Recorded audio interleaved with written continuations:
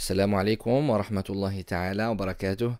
Paix et salut à vous toutes et vous tous. Donc je vais vous faire un petit résumé du sermon du vendredi qui a eu lieu ce vendredi. Tout d'abord, nous avons commencé par solennellement par des condamnations de ces actes et de manière solennelle. On l'avait déjà fait, mais il fallait le faire de manière solennelle devant tous les fidèles.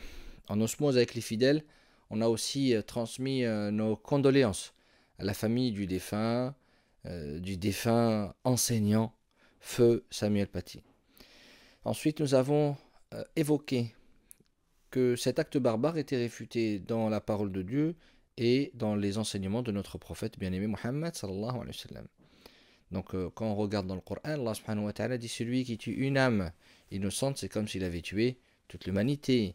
Allah subhanahu wa ta'ala évoque des versets où Dieu dit à plusieurs reprises dans des fins de versets, Dieu n'aime pas les injustes, Dieu n'aime pas les transgresseurs, Allah la yuhibbul mufsidin, Allah n'aime pas ceux qui diffusent la corruption, la destruction.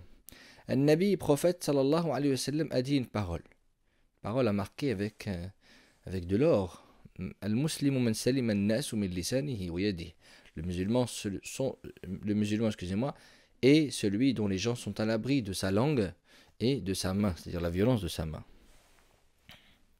Donc nous sommes dans un pays qui arbore des libertés fondamentales. Nous chérissons ces libertés, dont la liberté d'expression. Et dans la liberté d'expression, il y a un moyen de communication, un moyen de s'exprimer, qui est les caricatures. En règle générale, on n'a pas de problème avec les caricatures. Mais il arrive que des caricatures nous blessent. Et notre réponse sera de les ignorer. Parce qu'Allah subhanahu wa ta'ala a dit dans le Coran, Inna kafayna al-mustahzi'in.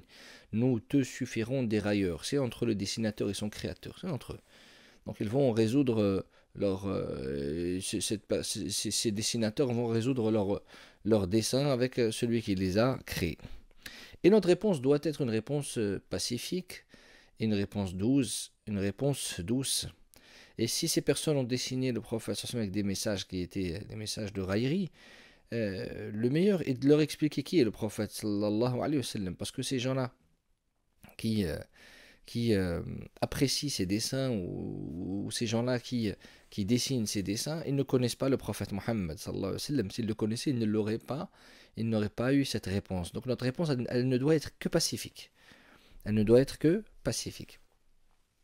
Et donc, il serait bien que tout à chacun nous faisions un effort pour exprimer et montrer qui était le prophète, montrer sa miséricorde, montrer son bon comportement, montrer sa relation, comment il se comportait, pourquoi donc tous les Arabes l'ont suivi en premier lieu, et pourquoi donc il y avait parmi les Arabes d'autres qui étaient étrangers, et comment le prophète sallallahu alayhi wa sallam se comportait. On doit tous faire un effort, et on doit joindre la pratique à la théorie. C'est bien beau de parler et de dire que le prophète avait un noble comportement, mais aussi nous devons avoir le meilleur des comportements. Ensuite, je voudrais rappeler à toutes et à tous, c'est que les extrémistes aujourd'hui n'ont jamais eu autant d'espoir de rafler la mise, que ce soit les extrémistes musulmans malheureusement, ou les extrémistes issus de l'islamophobie. Donc on doit faire un ciment commun, tous les gens de paix doivent faire un ciment commun pour s'éloigner de ce rêve absolu qui se trouve chez les extrêmes des deux bords, qui est de créer une guerre civile. Nous ne voulons pas la guerre, nous sommes des gens de paix. Que ce soit, donc moi je suis l'imam, donc je vous le dis officiellement, et je vous le dis, les imams sont des gens de paix. Et j'ai plein d'amis d'ailleurs, certains qui sont curés, d'autres qui sont de chaque religion, qui eux, on le ressent quand on discute entre nous dans l'interreligion, on le sent, on essaye d'être des gens de paix. On n'est pas là pour mettre de l'huile dans le feu, de l'huile sur le feu. Ensuite, il est naturel et logique de se défendre de l'amalgame, mais ça doit être fait avec un self-control continu et absolu, c'est très important. Ensuite, pour finir, la réponse, elle doit être intelligente et sage, mais elle ne suffit pas. Il faut aussi une réponse qui soit une réponse spirituelle. Allah subhanahu wa ta'ala a dit au prophète sallallahu alayhi wa sallam, quand il subissait les moqueries, et il a subi des moqueries durant toute sa vie de prophète. Tu es un menteur, tu es un poète, tu es un fou, tu es un suppôt du diable, et ainsi de suite. Donc on a tout dit sur le prophète sallallahu alayhi wa sallam, et il patientait. Et Allah subhanahu wa ta'ala a dit وَلَقَدْ نَعْلَمْ, et nous savons أَنَّكَ يَضِيقُ صَدْرُكَ بِمَا يَقُولُونَ, que ta poitrine s'oppresse de ce qu'ils disent.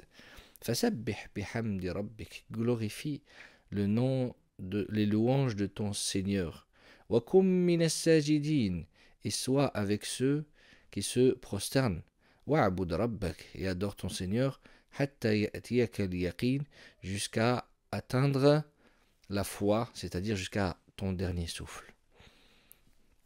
وَلَقَدْ نَعْلَمُ أَنَّكَ يَضِيقُ صَدْرُكَ بِمَا يَقُولُونَ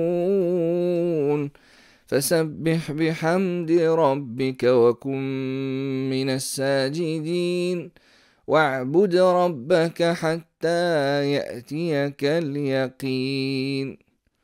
صدق الله العظيم. والسلام عليكم ورحمة الله تعالى وبركاته.